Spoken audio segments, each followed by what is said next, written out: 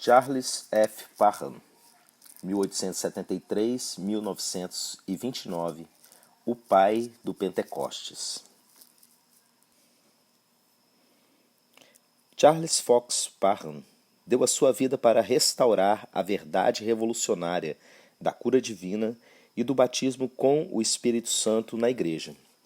Os primeiros 40 anos do século XX foram profundamente impactantes pela mensagem pentecostal desse homem que mudou a vida de milhares de pessoas por todo o mundo.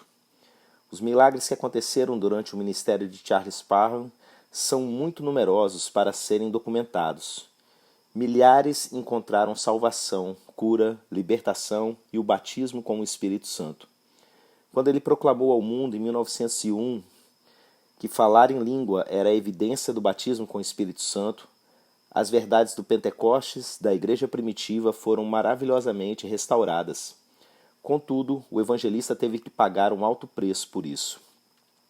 A mesma reação impiedosa de perseguição e calúnia que Parham enfrentou durante a sua vida teria destruído outros de caráter mais frágil. Para ele, entretanto, serviu apenas para fortalecer e sustentar ainda mais a sua sólida fé, cheia de determinação e propósito. Pregar até mesmo para as vacas. Charles Fox Parham nasceu no dia 4 de junho de 1873. Depois do seu nascimento, na cidade de Muscatine, Iowa, seus pais William e Anne Maria Parham se mudaram para o sul de Cheney, Kansas. Eles viveram como pioneiros americanos e verdadeiramente se consideraram como tais. Além da vida dura de pioneiros que levavam, a infância de Parham foi particularmente difícil.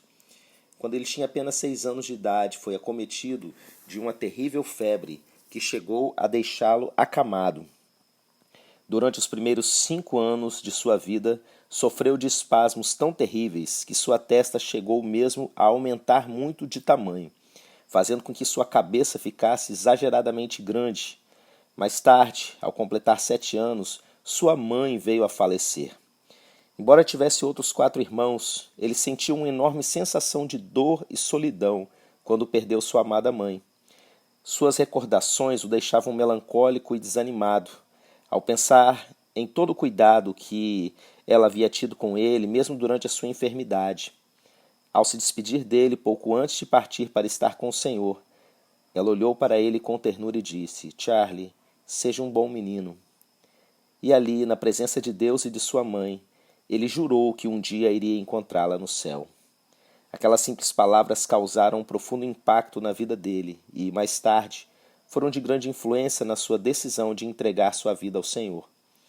Alguns anos depois, seu pai casou-se com uma jovem chamada Harriet Miller, que era muito amada pela família e sempre ajudou muito a todos eles. Aos 9 anos, Parham contraiu um tipo de reumatismo inflamatório que afetou todo o seu corpo. Quando aquela terrível enfermidade o deixou, sua pele estava completamente transparente. Nessa época, seus familiares descobriram que ele tinha solitária em seu organismo e, para combatê-la, teve que fazer uso de medicações tão fortes que o revestimento de seu estômago ficou todo danificado e finalmente destruído. Seu sofrimento com os remédios durou por um período de 3 anos, durante os quais seu crescimento ficou atrofiado. E foi também aos 9 anos que Parham recebeu seu chamado para o ministério. Pelo fato de ele e seus irmãos terem sido levados à escola dominical desde os seus primeiros anos, Parham teve o privilégio de ter consciência de Deus ainda muito cedo em sua vida. Mesmo antes da sua conversão, o pensamento que não lhe saía da mente era: "Ai de mim se não pregar o Evangelho." 1 Coríntios 9,16. Então ele começou a procurar boa literatura para se preparar para o chamado de Deus. Apesar de, na época, Kansas não ser uma cidade moderna e não ter muitas livrarias disponíveis, começou a adquirir alguns livros de história e a estudá-los juntamente com a Bíblia. E enquanto executava suas tarefas e ajudava seus irmãos, encontrou outras maneiras de preparar-se para o ministério. Era fato conhecido que, enquanto cuidava do gado da família, costumava pregar sermões eloquentes sobre variados temas para os bois e as vacas, desde os relacionados ao céu até os que diziam respeito ao inferno. atingido por um raio. Parham nunca reclamou de ter tido de estudar tanto por sua própria conta.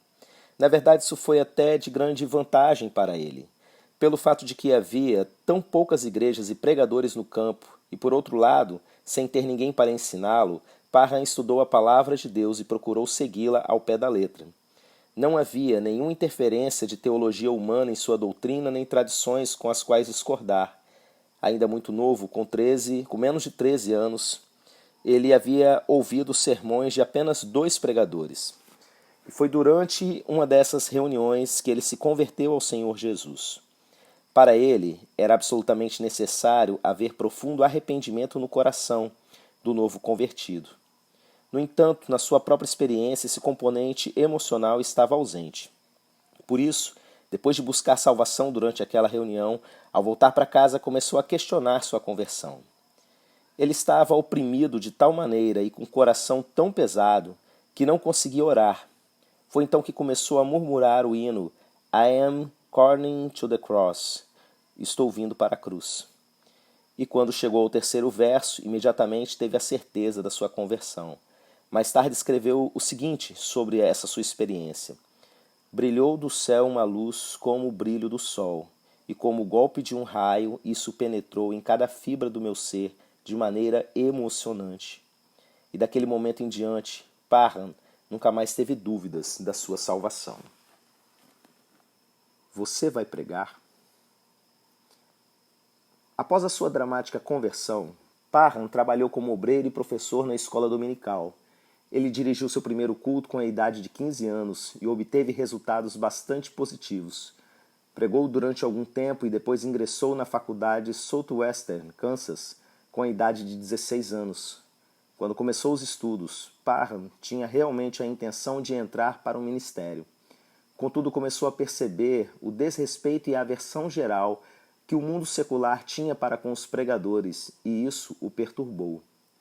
Também começou a ouvir sobre as condições de pobreza que o acompanhavam no ministério. Desencorajado por essas histórias, ele começou a procurar outras profissões com mais interesse. E logo Parham renunciou ao seu chamado e começou a afastar-se da fé. Lembrando-se dos anos traumáticos de sua infância doente, ele começou a pensar que o campo da medicina seria um bom empreendimento. Então passou a estudar para ser um médico. Entretanto, estava sempre atormentado pela lembrança da promessa que fizera de se tornar um missionário. Não demorou muito e ele contraiu febre reumática. Após padecer durante meses com o ardor da febre, um médico o examinou e disse que ele estava quase à morte. Aqueles meses acamados, entretanto, fizeram com que ele se lembrasse das palavras que um dia soaram em seus ouvidos. Você vai pregar? Você vai pregar? Ele novamente teve desejo de responder a esse chamado, mas não queria viver nas condições de pobreza que pareciam inevitáveis ao ministério naqueles dias. Então clamou a Deus: se o Senhor me enviar a algum lugar em que eu não tenha de pedir ofertas ou mendigar para viver, então eu pregarei. Por causa de sua condição de saúde, Parham estava tão sedado pela morfina que não era capaz de pensar em mais nenhuma palavra para adicionar à sua oração. Por isso, começou a recitar a oração do Pai Nosso. Quando chegou na parte que diz: seja feita a tua vontade, assim na terra como no céu, sua mente se iluminou e ele contemplou a majestade de Deus. Ele teve um rápido vislumbre de como a vontade de Deus se manifesta em cada pequena parte da criação e compreendeu que era a vontade dele curar. Então ele clamou ao Senhor dizendo: se a tua vontade for feita em mim, então serei curado. Quando ele fez essa oração, sentiu um alívio imediato em cada junta do seu corpo e cada um dos seus órgãos foi curado. Apenas os tornozelos continuaram debilitados. Seus pulmões ficaram limpos e seu corpo foi restaurado. Imediatamente após a sua recuperação, Parham foi convidado para participar de uma reunião evangelística. Nessa ocasião, ele reafirmou a promessa que havia feito a Deus e jurou abandonar a faculdade e entrar para o ministério, se Deus o curasse dos seus problemas nos tornozelos. Certo dia, enquanto rastejava debaixo de uma árvore, começou a orar e Deus curou imediatamente a parte do seu corpo que ainda estava enferma. ele sentiu uma poderosa corrente elétrica atingindo seus tornozelos, curando-o por inteiro. Um caipira poderoso.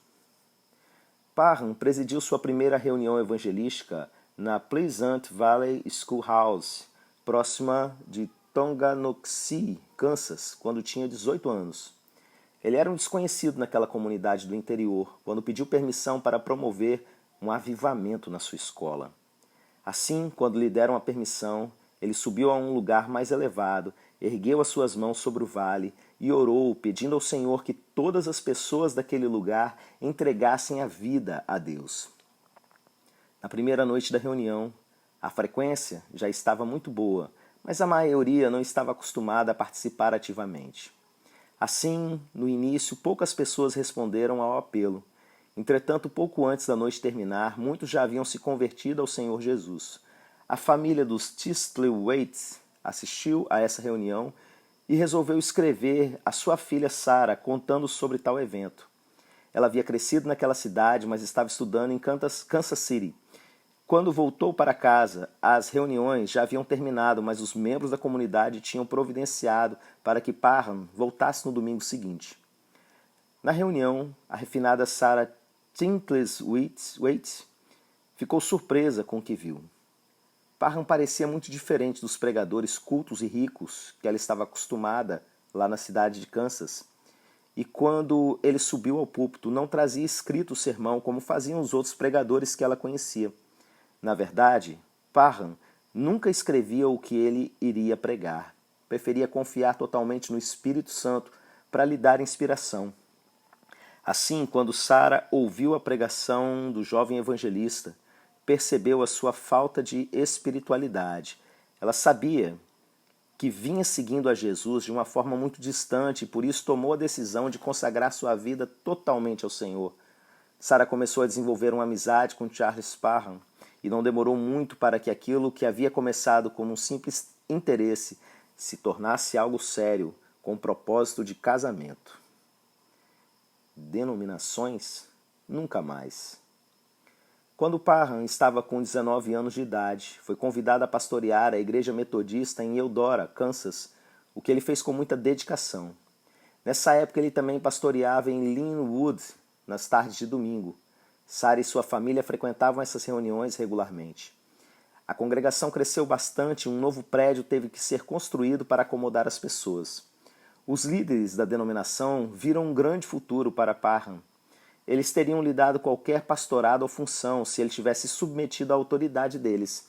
Entretanto, nem tudo estava bem entre ele e a denominação metodista. Parham havia feito um voto a Deus de que seguiria a orientação do Espírito Santo, independente de qualquer outra coisa que o homem lhe pedisse para fazer. Quando aconselhava os novos convertidos, orientava-os a procurar uma igreja que ficasse mais perto possível de suas casas, mesmo que não fosse igreja metodista. Ele explicava-lhes que associar-se a uma denominação não era um pré-requisito para se ganhar o céu, e que as igrejas gastavam mais tempo pregando sobre suas denominações e líderes do que sobre Jesus Cristo e seus mandamentos. Isso causou muitos conflitos entre ele e a sua denominação. Certa ocasião ele falou o seguinte a respeito desses conflitos: experimentar as limitações do pastorado e sentir a mesquinhez do sectarismo igrejeiro me faziam estar sempre em conflito com as autoridades superiores e isso geralmente terminava em ruptura. Então deixei o denominacionalismo para sempre, mesmo sofrendo amarga perseguição por parte da igreja. Como é triste ver a mesquinhez de muitos que se dizem ser propriedade do Senhor. Os pais de Parham ficaram muito desapontados com essa atitude do filho, já que eram grandes mantenedores da igreja. Devido a isto, quando ele renunciou, foi procurar apoio na casa de amigos que o acolheram como se fosse um filho. Nessa época, Parham começou a buscar a direção de Deus para a sua vida. Muitas acusações caluniosas se levantaram contra ele e isso o deixou muito preocupado. Afinal, as perseguições por causa da sua renúncia ao pastorado poderiam prejudicar para sempre o seu ministério. Então, certo dia, durante um momento de oração intensa, ele ouviu a frase: "A si mesmo se esvaziou", de Filipenses 2,7. E essas palavras o fortaleceram e encorajaram. À medida que o Espírito Santo estava continuamente lhe falando por intermédio das Escrituras, tomou a decisão sobre o rumo que daria sua vida. Iria se dedicar ao evangelismo e não teria vínculo com nenhuma denominação. Decidiu que faria suas reuniões em escolas, salões, igrejas, tendas e em qualquer lugar que pudesse. E confiava que o Espírito Santo se manifestaria de uma maneira poderosa. Enquanto dirigia uma reunião na parte ocidental de Kansas, Parham escreveu para Sarah Tingleswhite e a pediu em casamento. Ele a preveniu de que sua vida era totalmente dedicada ao Senhor e que era uma pessoa de futuro incerto. Porém, se ela era capaz de confiar em Deus juntamente com ele, eles deveriam se casar. Assim, Charles e Sarah se casaram 6 meses depois, no dia 31 de dezembro de 1896, na casa do avô dela. Cura-te a ti mesmo. Quando o jovem casal começou a viajar, foram recebidos com grande aprovação pelas pessoas. Em setembro de 1897, nasceu o primeiro filho deles, a quem deram o nome de Claude. Entretanto, a alegria do acontecimento durou pouco, pois Charles foi acometido de uma grave doença do coração. Nenhum tipo de medicamento parecia funcionar, e ele foi ficando cada dia mais fraco. E como se isso não bastasse, repentinamente o pequeno Claude foi atacado de uma febre altíssima. Os Parham oraram pelo bebê, mas nada acontecia. Os médicos não conseguiam dar um diagnóstico para a febre dele e, por isso, não tinham como tratá-lo. Nessa mesma época, Parham foi chamado para orar por um homem que também estava doente. Assim, apesar de seu fraco estado de saúde, foi visitar o enfermo. Enquanto orava pela cura do doente, as palavras das Sagradas Escrituras, médico, cura-te a ti mesmo, Lucas 4:23, vieram com força total ao coração de Parham. E enquanto orava, o poder de Deus tocou aquele mensageiro do Senhor e ele foi imediatamente curado. Após aquela visita, ele voltou às pressas para sua casa, segurou Sarah e contou a ela sobre a sua experiência e em seguida orou por seu filho. Então, jogou fora todo o medicamento, jurando que nunca mais confiaria em nada a não ser unicamente na palavra de Deus. A febre deixou o corpinho de Claude e ele cresceu como sendo um garoto forte e saudável. Gostaria de dizer algo muito importante aqui. O ministério de cura de Parham sempre foi controvertido para aqueles que não o compreendiam. Ele vivia em um tempo quando os médicos, de modo geral, eram contrários ao Evangelho. Foi a sua fé pessoal que o inspirou a jogar fora os seus medicamentos. Ele acreditava que confiar totalmente nos remédios era negar o poder do sangue de Jesus e o preço que Cristo pagou na cruz. Quando a verdadeira revelação vem, é infalível e sempre produzirá resultados. A profunda revelação de Parham a respeito disso foi passada para sua família e, por essa razão, remédios estavam proibidos em sua casa. Contudo, ele deixava com cada um a decisão final de fazer uso ou não de medicamentos. Sempre haverá aqueles que seguem a inspiração de outros, sem ter qualquer revelação por eles mesmos. Por causa disso, temos visto segmentos do corpo de Cristo se recusando a tomar medicação e chamando de pecadores aqueles que usam remédio. Parham nunca ensinou isso. Portanto, seria um erro culpá-lo, como muitos fizeram, pelos desvios que alguns crentes cometeram a respeito de cura divina. O voto de vida ou morte. Não muito depois de Parham e seu filho terem sido curados, o evangelista recebeu uma notícia muito triste. Dentro do curto espaço de apenas uma semana, 2 de seus amigos mais chegados vieram a falecer. Assim, consumido pela dor, Parham correu para a sepultura deles. Aquele foi o dia que iria marcar o restante do seu ministério. Quando eu me ajoelhei entre as sepulturas dos meus 2 amados amigos, que poderiam ter sobrevivido se eu tivesse unicamente falado com eles sobre o poder curador de Cristo, eu fiz um voto de vida ou morte, de que naquele dia em diante pregaria o evangelho de cura divina. Parham mudou-se com a sua família para Ottawa, Kansas, onde ele realizou a sua primeira reunião de cura divina. Durante o culto, ele corajosamente proclamou as verdades da palavra de Deus.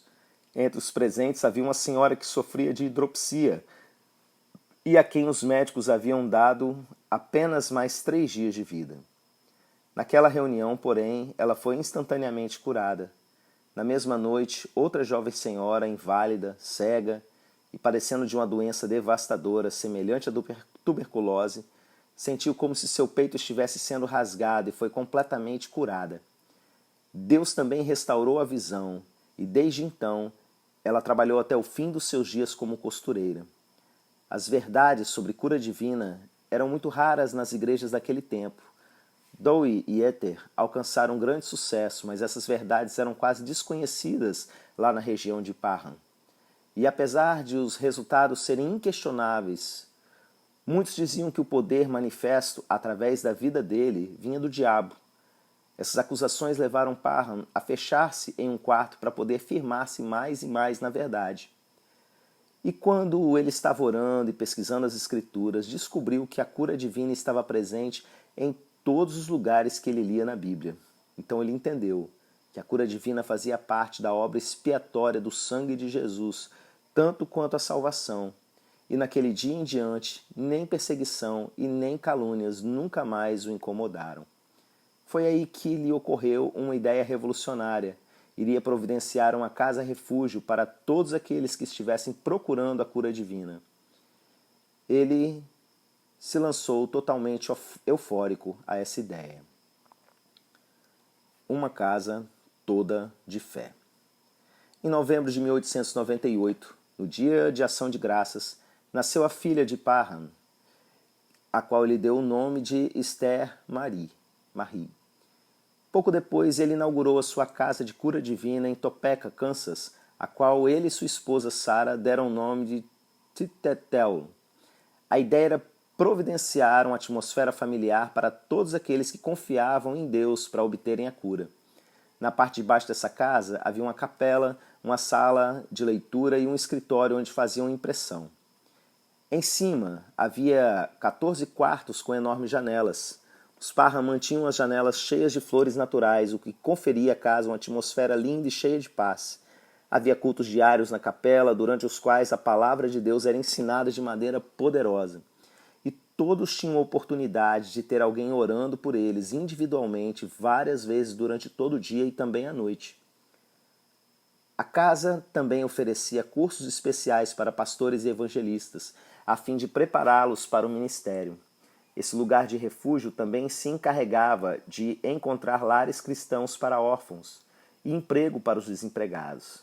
Certa vez, um hóspede da casa escreveu o seguinte: quem poderia pensar em um nome mais doce que Betel? Com certeza, essa é a casa de Deus. Acredito que seja Betel, aqui um erro de digitação, né? Tudo aqui é conduzido com amor e harmonia. Quando entramos nos cômodos, ficamos impressionados com a presença divina que irradia por toda parte. Toda ela é uma casa de fé. Inicialmente, o boletim The Apostolic Fault, publicado quinzenalmente por Parham, era mantido com o pagamento das assinaturas. Entretanto, ele mudou isso rapidamente, pedindo aos leitores que lessem Isaías 55:1 e depois contribuísse conforme o Senhor os guiasse.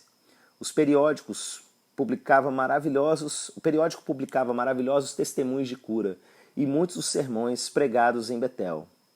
Charles Parham sempre acreditou que Deus iria suprir todas as necessidades financeiras da casa Betel. Certa ocasião, depois de um dia de trabalho árduo, lembrou-se de que teria que pagar o aluguel na manhã seguinte e que não tinha dinheiro para cumprir esse compromisso. Completamente exausto, olhou para o céu e disse a Deus que precisava descansar e que sabia que ele não iria decepcioná-lo. Logo no próximo dia pela manhã, um homem apareceu na casa e disse: nessa noite eu acordei de repente pensando em você e no seu ministério. Eu não consegui voltar a dormir enquanto não prometi a Deus que traria a você isto. Falando isso, entregou-lhe exatamente a quantia de que eles precisavam para o pagamento do aluguel. Em outra oportunidade, Parham tinha apenas uma parte da quantia que precisava para saldar um compromisso. Então, pela fé, saiu em direção ao banco para pagar essa conta. Enquanto estava a caminho, encontrou um conhecido seu que lhe entregou uma certa quantia de dinheiro. Ao chegar ao banco, descobriu que a quantia de dinheiro que havia recebido era exatamente a mesma de que necessitava para pagar toda a dívida.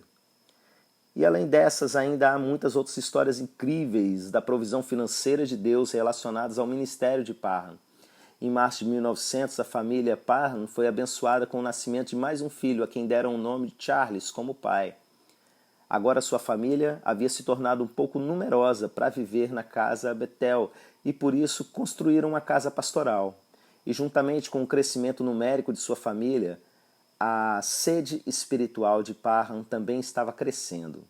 Assim sentiu que deveria deixar um pouco a casa e visitar outros ministérios. Ele passou a direção da casa para 2 pastores da igreja Hollins e foi visitar o trabalho de outros líderes que exerciam o ministério em Chicago, Nova York e Maine.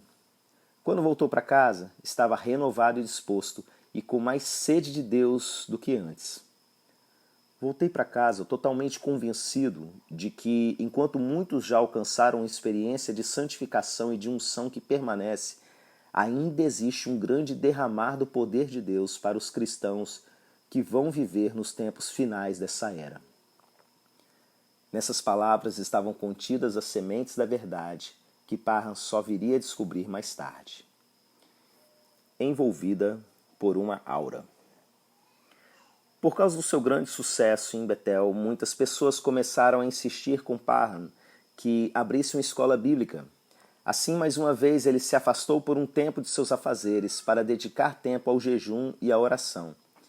Então, em novembro daquele ano, conseguiu um belo prédio em Topeka, Kansas, com o propósito de começar ali um instituto bíblico.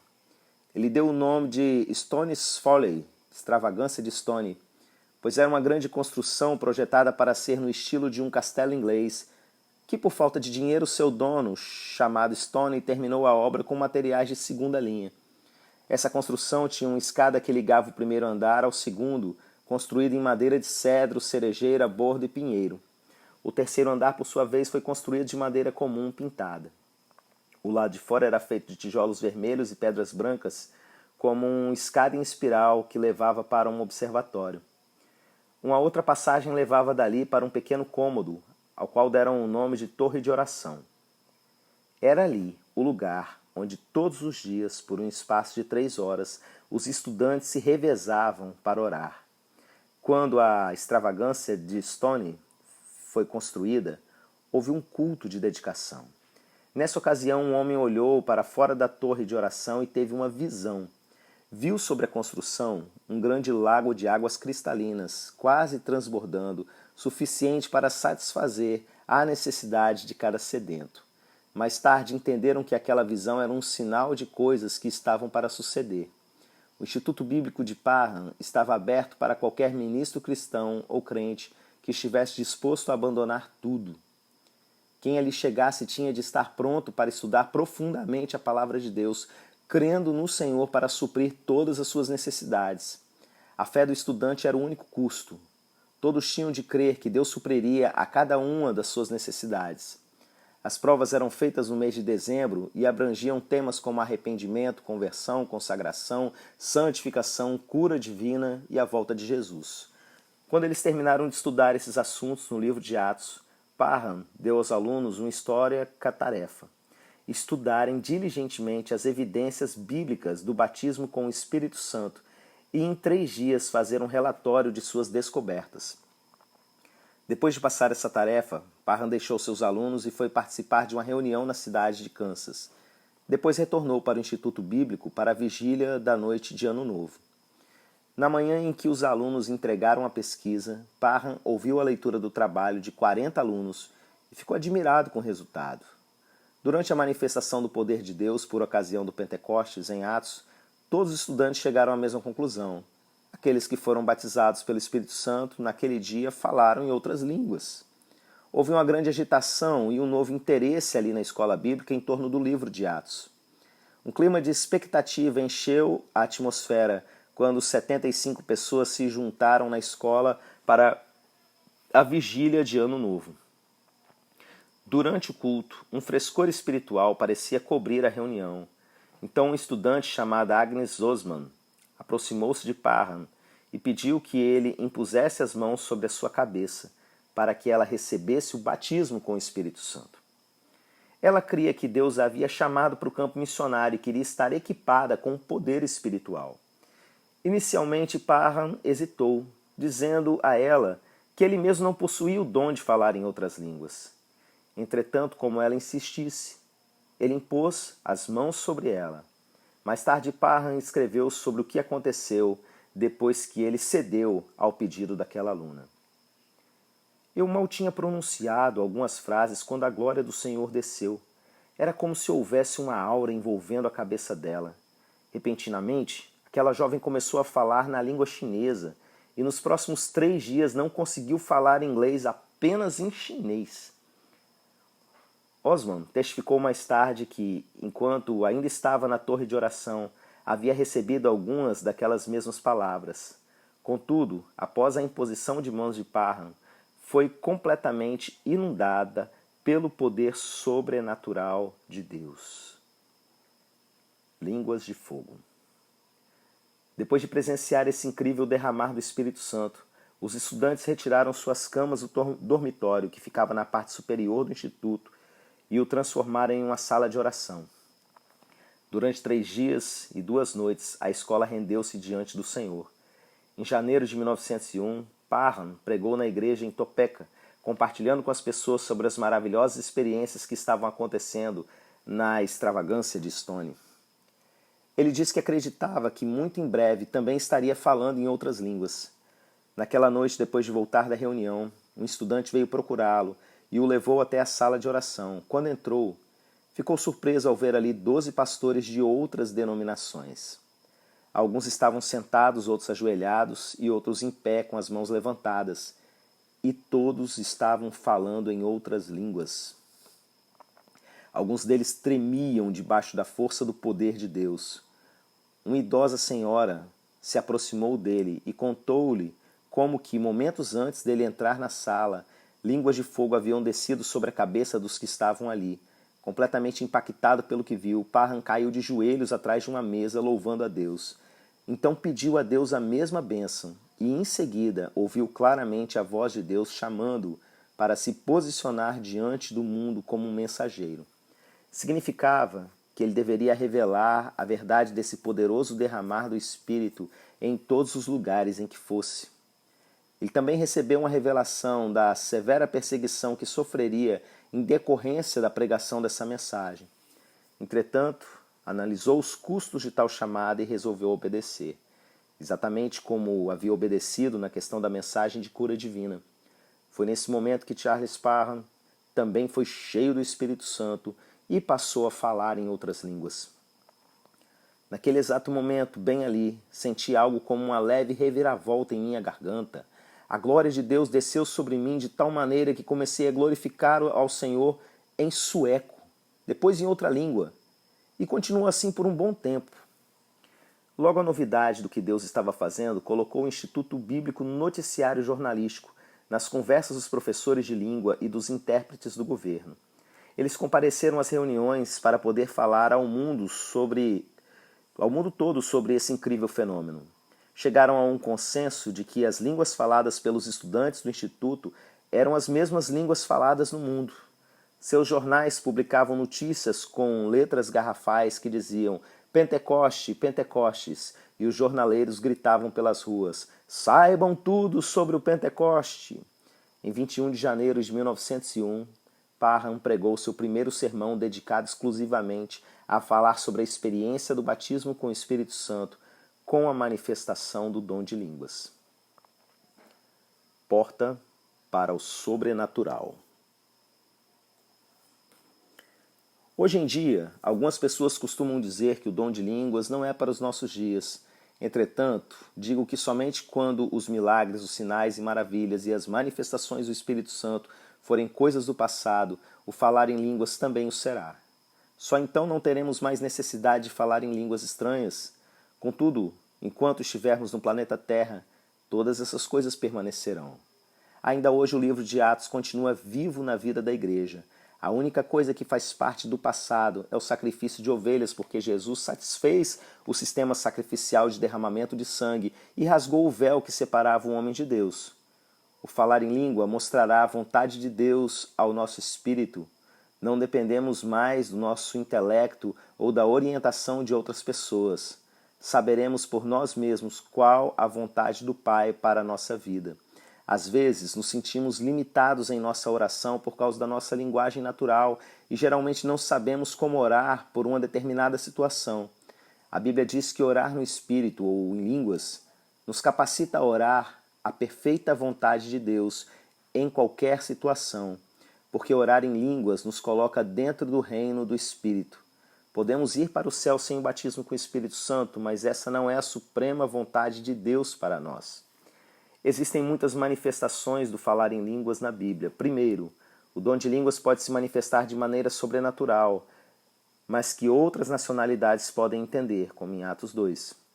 Segundo, o dom de línguas pode ser manifesto por intermédio de uma pessoa em público e em seguida essa língua ser interpretada, o que faz edificação para as pessoas reunidas ali. Existe também a poderosa oração em línguas, que irá edificar e desenvolver a nossa fé. Finalmente, orar no Espírito trará ousadia, força e direção para a vida do crente. Orar em línguas é também uma das mais poderosas formas de intercessão espiritual.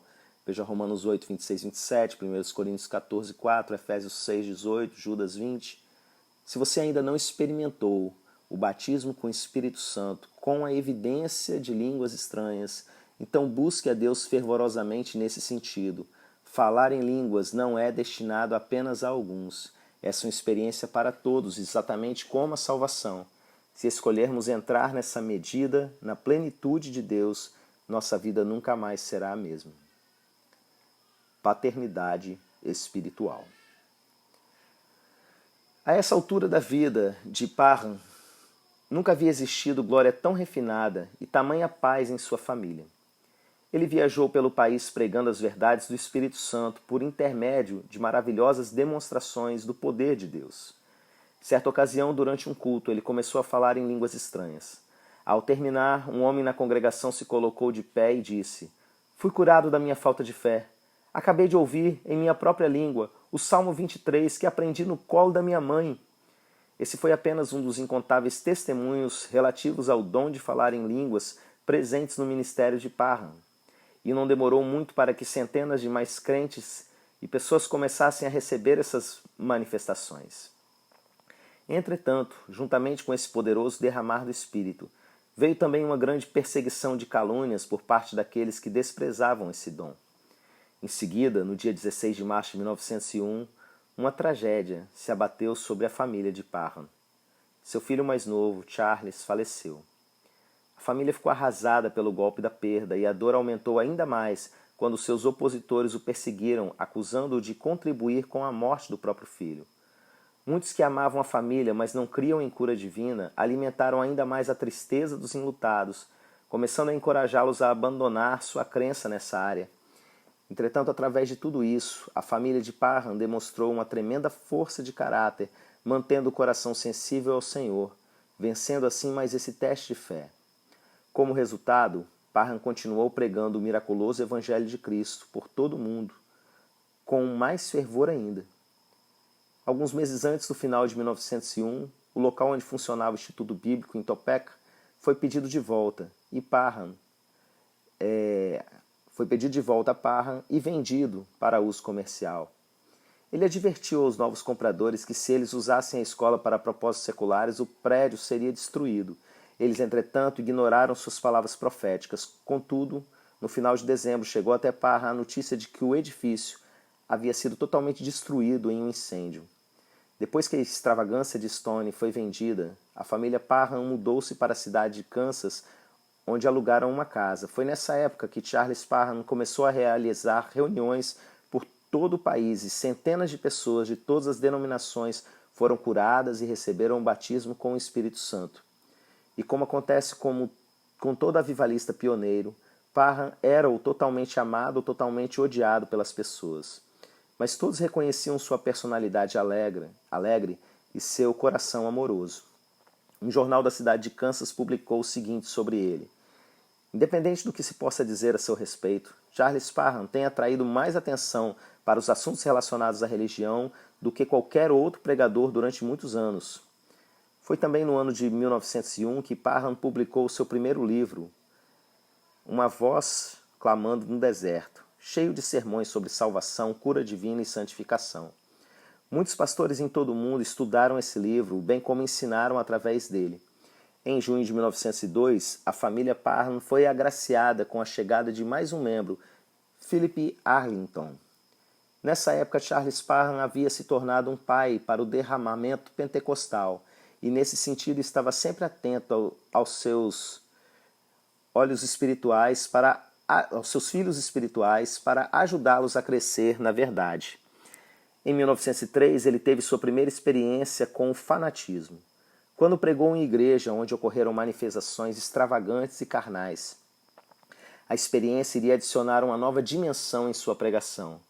Embora ele nunca tenha permitido ser chamado de líder do movimento pentecostal, sentia-se pessoalmente responsável por cuidar que o batismo com o Espírito Santo fosse ministrado de acordo com a palavra de Deus. Por essa razão, ele se empenhou em conhecer a personalidade do Espírito Santo e pregava fortemente contra qualquer coisa contrária ao que ele havia aprendido. É bem provável que tenha sido esse seu zelo que tenha levado a falar contra a manifestação da Rua Azusa, alguns anos mais tarde. Ele prega sobre grandes porções da Bíblia. No outono de 1903, a família Parham mudou-se para Galena, Kansas, e montou uma grande tenda ali que comportava 2.000 pessoas. Contudo, ainda era muito pequena para acomodar a multidão, e com a chegada do inverno, tiveram de alugar um prédio maior. Entretanto, mesmo assim, as portas tinham de permanecer abertas durante os cultos, para que os que se aglomeravam ao lado de fora pudessem participar. Um grande número de pessoas afluiu a Galena, vindo de cidades vizinhas, atraídas pelas fortes manifestações do Espírito, e centenas foram miraculosamente curadas e salvas. Naqueles dias, pelo fato de muitos virem para as reuniões para serem curados, a solução foi entregar às pessoas um cartãozinho, no qual havia um número escrito que funcionaria como uma espécie de senha. O procedimento era o seguinte: durante o culto, alguém chamava os números de maneira aleatória, e aqueles que portassem os cartões com os números chamados receberiam oração de cura divina. Desse modo, todos teriam as mesmas chances de terem seus números chamados. Esse procedimento, entretanto, não agradou Charles Parham por muito tempo, e por isso ele parou com essa prática e decidiu que oraria por todos que viessem, independente do tempo que isso fosse levar. 2 jornais da época, o Joplin Herald, mensageiro de Joplin, e Cincinnati Enquirer, o inquiridor de Cincinnati, declararam que as reuniões que Parham realizava em Galena eram a maior demonstração de poder e milagres desde o tempo dos apóstolos. Eles escreveram: muitos vão às reuniões com a intenção de zombar, mas acabam ficando para receberem a oração. Em 16 de março de 1904, nasceu Wilfred Charles, mais um filho para os Parham. Um mês depois do seu nascimento, Charles mudou-se com a família para Baxter Springs, Kansas, e continuou realizando grandes reuniões em todo o estado. Parham sempre advertiu as pessoas a nunca chamá-lo de curandeiro, relembrando-lhes que ele não tinha poder para curar, da mesma forma que não tinha poder para salvar. Um observador disse o seguinte: o irmão Parham pregou a santa palavra de Deus com total franqueza, fazendo uso de grandes porções da Bíblia, pregou verdades duras, mais verdadeiras o suficiente para tirar a venda dos nossos olhos. As reuniões do avivamento sempre foram muito interessantes. Parham era conhecido como alguém que tinha um amor muito grande pela Terra Santa, e os seus ensinamentos ele sempre mencionava a importância desse lugar. Assim, além de muitos milagres, geralmente expunham uma enorme quantidade de vestimentas típicas daquela região, que ele havia colecionado no decorrer dos anos. Os jornais sempre destacavam favoravelmente esse aspecto do seu ministério. Em 1905, Parham viajou a Orchard, no Texas, em resposta aos incessantes convites feitos por parte de alguns crentes que haviam assistido às suas reuniões no Kansas e estavam orando fervorosamente para que ele viesse até a cidade deles. Enquanto ele ministrava ali, houve um derramar do Espírito tão grande que inspirou Parham a começar os seus impactos. uma série de reuniões estrategicamente planejadas para alcançar todo o país. Quando Parham retornou para Kansas, muitos se ofereceram para ajudar naquele grande projeto. Tudo é grande no Texas. O primeiro impacto foi planejado para a cidade de Houston, no Texas. Charles Parham e mais 25 auxiliares realizaram essa reunião em um local chamado Salão Bryan, onde foram apresentados como não denominacionais, convidando a todos que desejassem experimentar mais do poder de Deus. Os jornais vibraram com a novidade dos trajes típicos da Terra Santa, usados por Parham. Quando escreveram notas a respeito do evento, seus comentários sobre os milagres sempre foram favoráveis. Depois dessas reuniões, Parham e seu grupo realizaram grandes desfiles, marchando pelas ruas de Houston vestindo com seus trajes típicos da região da Palestina. Os desfiles ajudaram a despertar o interesse de muitas pessoas que acabaram vindo assistir às reuniões de noite. Quando os impactos terminaram, a equipe de Parham retornou para Kansas louvando a Deus pelos excelentes resultados. Por causa da grande exigência do público, a equipe acabou voltando a Houston. Dessa vez, entretanto, sofreram uma grande perseguição. Muitos dos auxiliares de Parham foram envenenados durante uma de suas reuniões e ficaram muito doentes, sofrendo com dores horríveis. Sem demora, contudo, Parham orou por cada um e foram completamente curados. O próprio Parham foi ameaçado várias vezes, mas sempre conseguia escapar. Certa vez, durante uma de suas pregações, pediu um copo de água para beber. Enquanto estava no púlpito, sentiu uma dor terrível que o fez curvar-se. Entretanto, orou a Deus e a dor o deixou instantaneamente. Mais tarde, quando o composto químico da água no seu corpo foi examinado, descobriu-se que ali havia veneno suficiente para matar uma dúzia de homens. Sem intimidar-se pela perseguição, o destemido mensageiro de Deus anunciou a inauguração de uma nova escola bíblica em Houston. Assim, no inverno de 1905, ele transferiu a sede do ministério para aquela cidade. A escola ali era mantida com ofertas da mesma forma que a de Topeka. Não havia mensalidade no instituto e cada estudante tinha que confiar em Deus para suas próprias despesas. Conta-se que eles adotavam um estilo basicamente militar na escola e que cada pessoa compreendia muito bem como trabalhar em harmonia entre si. Parham nunca teve a pretensão de que as escolas fundadas por ele fossem seminários teológicos. Eram centros de treinamento onde se ensinavam as verdades de Deus e da maneira mais prática possível, com a oração como ingrediente-chave. Muitos do que ali passaram, ao concluírem seus estudos, saíram pelo mundo para servirem a Deus. Foi na cidade de Houston que Parham conheceu Seymour. Até essa época, a lei Jim Crow proibia negros e brancos de frequentarem a mesma escola. Por isso, as classes de Parham eram compostas apenas de brancos. Os negros nunca haviam solicitado ingressar na escola até que surgiu Seymour. A sua humildade e fome pela palavra de Deus moveu o coração de Parham e ele decidiu ignorar as regras racistas daqueles dias. Seymour conseguiu uma vaga na escola, onde pôde experimentar as verdades revolucionárias sobre o batismo com o Espírito Santo. Mais tarde, William Seymour se tornaria o líder da missão da Rua Azusa, em Los Angeles, Califórnia. Depois que a histórica escola de Parham, localizada em Houston, encerrou suas atividades, ele se mudou com a família para Kansas. Em 1º de junho de 1906, nasceu Robert, o último filho de Sarah e Charles. Parham continuou realizando reuniões por todo o país e a cada dia era mais requisitado. Foi nessa ocasião que ele recebeu algumas cartas de Seymour pedindo-lhe que viesse até a missão em Los Angeles, na Rua Azusa, para ajudá-lo. E que manifestações espiritualistas, forças hipnóticas e contorções corporais estavam acontecendo nas reuniões e fugindo completamente ao controle. Disseram que Seymour pedia que o Sr. Parham viesse o mais rápido possível para ajudá-lo a discernir o verdadeiro do falso. Entretanto, em vez de atender a esses apelos, Parham sentiu-se orientado por Deus a realizar uma cruzada na cidade de Sião, Illinois. Andando sobre as águas de Sião. Quando Parham chegou à cidade de Sião, encontrou os irmãos ali em uma situação muito difícil. Seu líder, Dowey, estava com um ministério bastante desacreditado e outras pessoas estavam a ponto de assumir a liderança da cidade. Havia uma grande opressão pairando sobre aquele lugar porque pessoas de várias nações e de várias classes sociais haviam investido todo o seu futuro nas mãos de Dowey. Desencorajadas e falidas, elas não tinham mais nenhuma esperança e Parham viu essa situação como uma grande oportunidade de introduzir o batismo com o Espírito Santo a Sião. Ele não imaginava uma bênção e nem uma alegria maior do que poder apresentar a eles a plenitude do Espírito.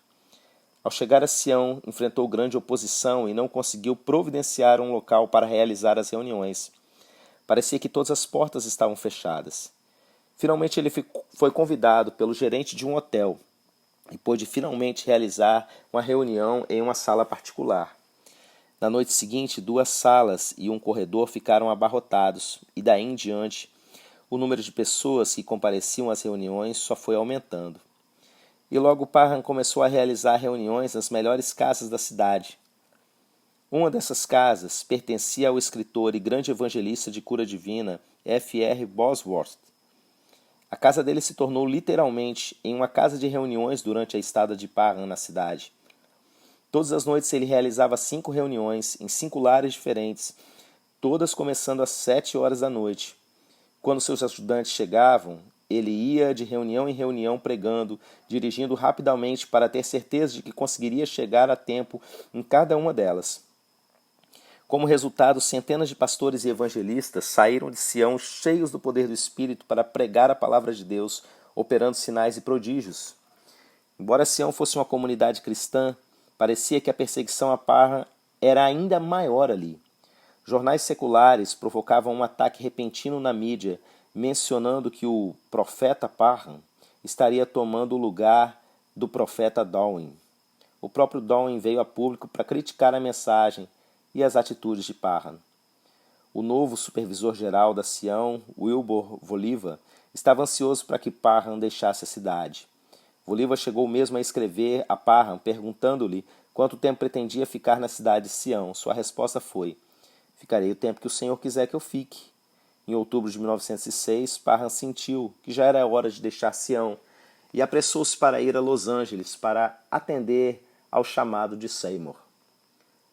A história de Los Angeles.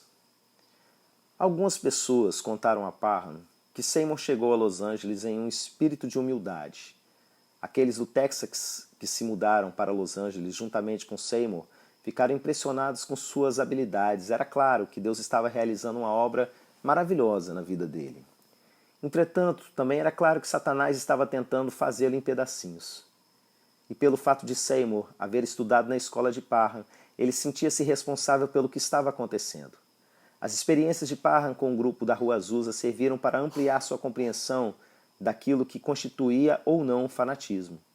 Segundo Parham, houve muitas experiências genuínas de verdadeiro recebimento do batismo, mas também houve muitas manifestações falsas. Ele dirigiu 1, 2 ou 3 reuniões em Azusa, mas não conseguiu convencer Seymour a mudar a sua maneira de conduzir as reuniões. As portas da missão se fecharam para Parham, e por isso ele não pôde voltar ali. Porém, em vez de ir embora de Los Angeles, alugou um espaço local naquela cidade e dirigiu grandes reuniões, onde se ministrava libertação de espíritos malignos a multidões que compareceram aos cultos. Parham considerou o conflito vivido por Seymour como um exemplo de orgulho espiritual. Ele escreveu sobre isso em seu jornal, dizendo que o fanatismo sempre produz uma falta de disposição em receber conselho em todos aqueles que se deparam com isso. Ele explicou que aqueles que estão sob a influência de falsos espíritos sentem que são mais importantes que os outros e pensam que possuem uma experiência mais marcante que a de qualquer outra pessoa e que não precisam de ensino ou conselho, e se colocam fora do alcance daqueles que poderiam ajudar. E concluiu seu depoimento dizendo: "Embora muitas formas de fanatismo tenham se infiltrado entre as pessoas, creio que todo verdadeiro filho de Deus sairá dessa nuvem de escuridão mais forte e melhor equipado para discernir todo tipo de extremismo que possa surgir numa reunião desse tipo." Pedaços de pernil. Em dezembro de 1906, Parham deixou Los Angeles e voltou a Sião. Impossibilitado de conseguir um local para suas reuniões, ele armou uma tenda em um terreno vago naquela cidade. Suas reuniões eram assistidas por uma média de umas 2.000 pessoas. Na noite de véspera do Ano Novo, ele pregou sobre o batismo com o Espírito Santo durante 2 horas e provocou tal empolgação que muitos homens se aproximaram dele com a ideia de iniciar um movimento e uma grande igreja. Entretanto, Parham não concordou com a sugestão. Disse àqueles senhores que não estava ali para obter ganhos pessoais e que sua intenção ao vir para Sião era trazer a paz de Deus para aquela cidade tão oprimida. Ele acreditava sinceramente que o país já possuía igrejas suficientes e que a cidade de Sião precisava de mais espiritualidade nas igrejas que já existiam ali. Para ele, se as pessoas acreditassem em sua mensagem, iriam apoiá-lo independente de haver ou não uma organização.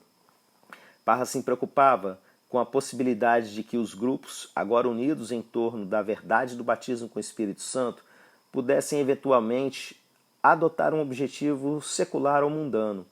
Depois de analisar essas questões, Parham renunciou à sua posição de idealizador do movimento pela fé apostólica. Muitas controvérsias sobre liderança já haviam se desenvolvido em outros estados que adotaram o movimento. Ele escreveu o seguinte em seu jornal: agora que eles, os princípios da fé apostólica, são largamente aceitos, eu simplesmente tomo meu lugar entre os meus irmãos para levar avante o evangelho do reino como uma testemunha para todas as nações. Essa posição de Parham lhe trouxe muito mais inimigos em Sião, e quando terminou suas reuniões ali, ele viajou sozinho para o Canadá e Nova Inglaterra, onde foi pregar. Sua família permaneceu em Sião e foi grandemente perseguida. Seus filhos a cada dia sofriam mais perseguições na escola. Pelo fato de carne de porco ser proibida na cidade, as crianças da escola começaram a chamar seus filhos de pedaços de pernil, o que os deixava muito tristes e fazia com que quase todos os dias voltassem para casa em lágrimas. A família de Parham acreditava que estavam sofrendo toda aquela perseguição basicamente porque ele não havia aceitado dar início ao movimento. Mais tarde ele mesmo escreveu: se eu sou diferente das pessoas de Sião com relação a qualquer uma dessas verdades, isso é simplesmente pelo fato de que, como indivíduos, somos todos diferentes uns dos outros. Certo dia a senhora Parham recebeu uma carta que a deixou muito triste. Era de um morador de Sião que acusava seu esposo de maneira escandalosa. Embora não acreditasse nas difamações da carta, decidiu pegar os filhos e voltar para o Kansas, uma vez que as condições continuavam adversas e as perseguições aumentavam grandemente. Chamas do Inferno, o escândalo. E aqui que chegamos à maior polêmica na vida de Charles Parham. Era claro que ele tinha muitos inimigos em algumas proeminentes organizações cristãs. Entretanto, seu maior opositor foi Wilbur Voliva, o novo supervisor-geral da cidade de Sião. Depois que Parham renunciou publicamente à sua posição de idealizador do movimento pela fé apostólica, vários rumores de que ele havia sido preso por causa de imoralidade sexual circularam em todos os meios pentecostais. O jornal Walking Daily Sun insinuou que a saída repentina de Parham da cidade de Sião havia sido motivada por homens misteriosos que diziam ser detetives, prontos para prendê-lo por causa de acusações igualmente misteriosas. O próprio jornal reconheceu mais tarde que seu noticiário tinha se baseado em boatos e que o Departamento de Polícia de Sião não sabia absolutamente nada a respeito desse incidente. Contudo, o estrago já estava feito. Em meados de 1907, Parham estava pregando em uma antiga missão de Sião, localizada em Santo Antônio, quando a história do escândalo sobre ele, publicada no jornal St. Antonio Light, se tornou notícia nacional. A manchete foi: evangelista é preso. Charles Parham, famoso pregador, notável pelas reuniões realizadas nessa cidade, foi detido. A história dizia que Parham havia sido acusado de sodomia, o que era crime no estado de Texas, e que ele havia sido preso juntamente com seu suposto companheiro, J.J. Jordan, que juntamente com o pregador havia sido liberado após pagamento de fiança no valor de $1.000. Parham ficou muito irado com tudo isso e respondeu imediatamente. Contratou um advogado, C. A. Davis, e declarou que seu antigo inimigo, Wilbur Voliva, havia cuidadosamente tramado contra ele. Parham tinha certeza de que Voliva estava furioso porque ele tinha pregado em uma igreja da cidade de Sião, a qual havia aderido ao movimento pela fé apostólica e se desligado da Associação Sião. O avivalista estava determinado a limpar seu nome, e bastante indignado se recusou a ir embora da cidade. Entretanto, sua esposa já havia lido aquelas notícias em uma carta quando estava em Sião, e deixou Kansas e foi para Santo Antônio. O caso nunca foi aos tribunais e o nome de Parham desapareceu das manchetes do noticiário secular tão rápido quanto entrou. Nenhuma acusação formal foi apresentada e não há qualquer arquivo do incidente no fórum daquele município. Entretanto, os jornais evangélicos não foram tão gentis com Parham como os seculares. Os órgãos da imprensa religiosa pareciam encontrar ainda mais detalhes sobre os casos de Parham do que a imprensa não cristã. Dois dos jornais que abusaram dos fatos na cobertura dessa matéria foram The Burning Bush, a Sarça Ardente, e o Zion Herald, o Arauto de Sião. Esse último era o jornal oficial da igreja de Wilbur Voliva, na cidade de Sião. Esses dois jornais teriam publicado supostas citações da San Antonio Light, juntamente com relatos de testemunhas oculares dos supostos atos pecaminosos de Parham, inclusive uma confissão por escrito que diziam ser dele.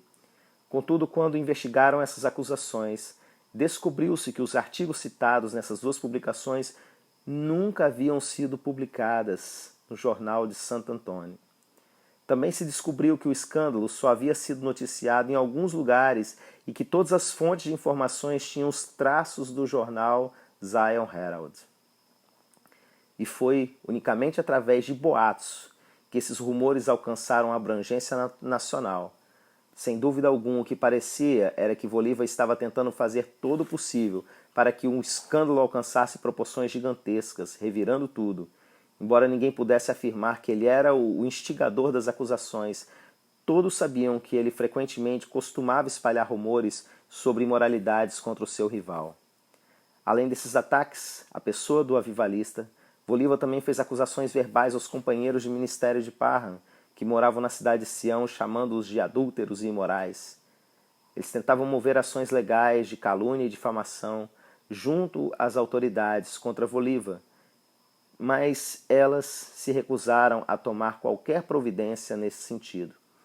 A senhora Parham cria que os inimigos de sua família tinham certeza de que seu marido não revidaria, porque se esse tipo de ataque tivesse acontecido com uma pessoa no meio secular, com certeza o caso teria ido parar nos tribunais. Entretanto, Parham nunca falava sobre essas acusações em público. Preferia deixar o assunto sob a discrição de seus seguidores, crendo que aqueles que realmente fossem fiéis jamais acreditariam em tais acusações. Em seu aniversário de 40 anos, escreveu o seguinte: creio que a maior tristeza da minha vida seja o fato de saber que meus inimigos, na tentativa de me arruinarem, acabaram destruindo tantas vidas preciosas para Deus. Contudo, tristeza e destruição pouco importam para aqueles que se opõem ao trabalho do Senhor. 9 anos mais tarde, quando Parham retornou a Sião para pregar, os discípulos de Voliva mandaram imprimir cartazes e folhetos que traziam a confissão de culpa pelo crime de sodomia, assinada por Charles Parham, realizando um sonho de muitos anos. Durante os anos que se seguiram ao escândalo, Parham continuou evangelizando por todo o país. Muitos diziam que seus sermões eram uma crítica aos cristãos pentecostais, outros que ele nunca havia conseguido se recuperar das acusações de Voliva. Em 1913, em Wichita, uma multidão armada com paus e forcados quis atacá-lo. Entretanto, um amigo o escondeu e o levou por outro caminho, e sua reunião aconteceu conforme estava marcada. Naquele culto, muitos se arrependeram de seus pecados e foram curados de suas enfermidades. Mesmo decepcionado e ferido por aqueles que ele pensou serem seus amigos, Parham nunca deixou de pregar em nenhuma cidade onde Deus o houvesse conduzido. Chegou mesmo a retornar a Los Angeles, onde falou em uma grande reunião, durante a qual milhares de pessoas se entregaram a Jesus, foram batizadas com o Espírito Santo, curadas e libertas. Durante o inverno de 1924, ele realizou conferências no Oregon e em Washington. Foi em uma dessas reuniões que Gordon Lindsay entregou sua vida a Cristo e mais tarde realizou uma grande obra para o Reino de Deus, fundando o Instituto Bíblico Internacional Cristo para as Nações, localizado em Dallas, Texas. Em 1927, Charles Parham teve finalmente condições de ver seu grande sonho se realizar. Alguns de seus amigos se juntaram e recolheram dinheiro para poderem financiar a sua visita à cidade de Jerusalém. Essa visita lhe trouxe grande regozijo e ele sentiu uma enorme satisfação ao andar pelas ruas da Galiléia, de Samaria e Nazaré. Foi ali que ele descobriu o verdadeiro significado de sua passagem favorita das Escrituras, o Salmo 23. Nas terras da Palestina, a realidade do pastor e suas ovelhas ganharam nova vida para Parham, trazendo-lhe grande paz e conforto.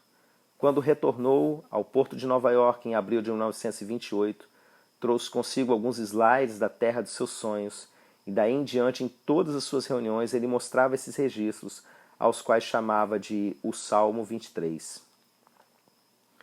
Paz, paz como um rio. Por volta do mês de agosto de 1928, Parham começou a sentir-se cansado e esgotado. Chegou a confidenciar a alguns amigos que seu trabalho estava chegando ao fim. Para um deles ele escreveu o seguinte: Nesses dias estou vivendo à beira da terra gloriosa.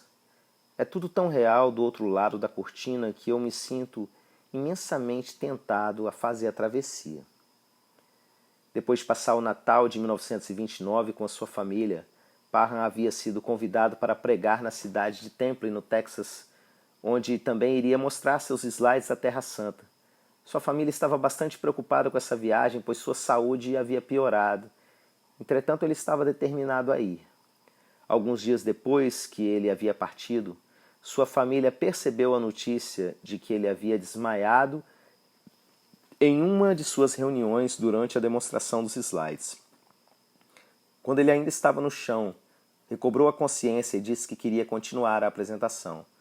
Sua família viajou imediatamente para Temple para verificar como ele estava. Quando eles chegaram ali, decidiram cancelar o restante das reuniões e levar Parham de volta para o Kansas de trem. Ele estava tão fraco por causa das condições do seu corpo que mal conseguia falar. Entretanto, ainda assim, esperou que seu filho Wilfred retornasse do ministério que estava exercendo na Califórnia. Enquanto esperava, Parham recusou-se a tomar qualquer remédio, dizendo que, se o fizesse, estaria negando aquilo que cria. A única coisa que ele pedia era que orassem por ele. Robert, seu filho mais novo, deixou seu emprego em uma loja de departamentos para vir para casa onde seu pai estava para orar e jejuar com ele. Depois de muitos dias, ele chegou-se ao lado da cama de Parham e lhe disse que também entregara sua vida para o chamado missionário. Bastante emocionado com a notícia de que seus 2 filhos haviam aceitado o chamado missionário, Parham teve forças suficientes para dizer: Quando encontrar face a face com o meu mestre, não poderei me gloriar de nenhuma boa obra que tenha feito, mas poderei dizer que fui fiel à mensagem que ele me deu e que vivi uma vida pura e sem mancha. Sarah disse que jamais seria capaz de esquecer do rosto do seu amado esposo. Ela viu a alegria e no olhar pleno de paz e satisfação do marido que as orações que ele havia feito durante tantos anos tinham sido finalmente respondidas. Charles Parham, o pai do Pentecostes. Em seu último dia de vida, as pessoas que estavam ao lado de Parham puderam ouvi-lo citando: Paz, paz como um rio, e é nisso que tenho pensado todos os dias. Durante a noite ele cantou um pedaço do hino: Há poder, sim, força sem igual. E depois pediu à sua família que terminasse de cantá-lo para ele. Quando eles terminaram, ele pediu-lhes: cantem novamente. E no dia 29, no dia seguinte, 29 de janeiro de 1929, com 55 anos de idade, Charles Fox Parham partiu para estar com o Senhor. Em seu funeral compareceram mais de 2.500 pessoas que vieram prestar-lhe uma última homenagem, em um dia em que a neve recém-caída cobria parcialmente a terra. Durante um culto, um coro de 50 vozes ocupou a plataforma da igreja, juntamente com muitos pregadores de várias partes da nação. Ofertas chegaram de várias partes do país em uma grande quantidade, o que deu condições à família para comprar uma lápide de granito em forma de púlpito.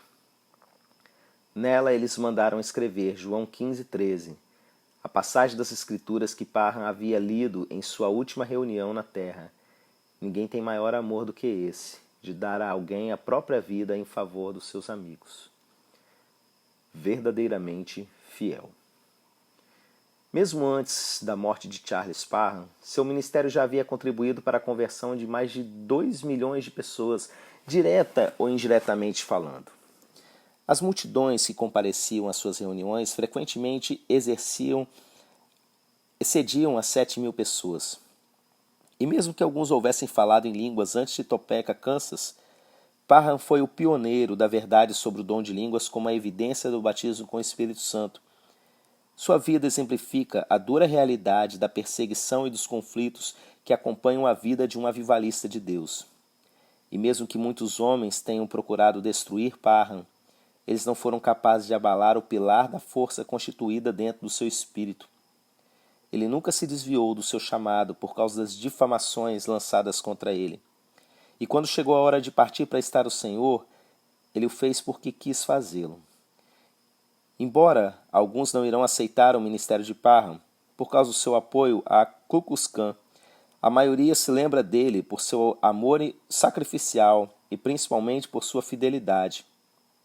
O maior desejo do coração de Deus é que sejamos fiéis aos seus planos, e para Charles Parham, ele não poderia viver de outra maneira que não obedecendo ao que Deus havia determinado. A fidelidade sempre suportará as pressões que vêm com o intuito de desafiá-lo. Deus chamou a cada um de nós para um ministério específico. Seja diante de multidões ou apenas diante de nossa família, nós, como Charles Parham, também devemos provar a nossa fidelidade. Porém, em nossa geração acomodada e hedonista, parece que a fidelidade foi comprometida. Contudo, não importa para qual geração estejamos falando, a palavra de Deus permanece a mesma. Em 1 Coríntios 4:2, encontramos que fidelidade é um requisito para aqueles que creem. Crer na palavra de Deus e confiar no Senhor para cumprir as suas promessas que Ele nos fez, apesar dos conflitos da vida, produz fidelidade. Que maravilha será ouvir o Senhor dizer: bem feito, servo bom e fiel, em vez de ouvi-lo dizer apenas: bem, e agora? Gostaria de desafiá-lo hoje a fazer uma análise de sua vida, a considerar o preço a ser pago e a avaliar sua verdadeira posição na questão da fidelidade. Eu desafio também a ter plena consciência daquilo que você crê e daquilo que discorda, para então poder defender firmemente as suas convicções. Demonstre na prática às nações da terra a ação penetrante da verdade, e nunca se permita estar entre os perseguidores, os críticos e os invejosos. Qualquer que seja o seu chamado, sempre se coloque firme ao lado de Deus. Seja fiel.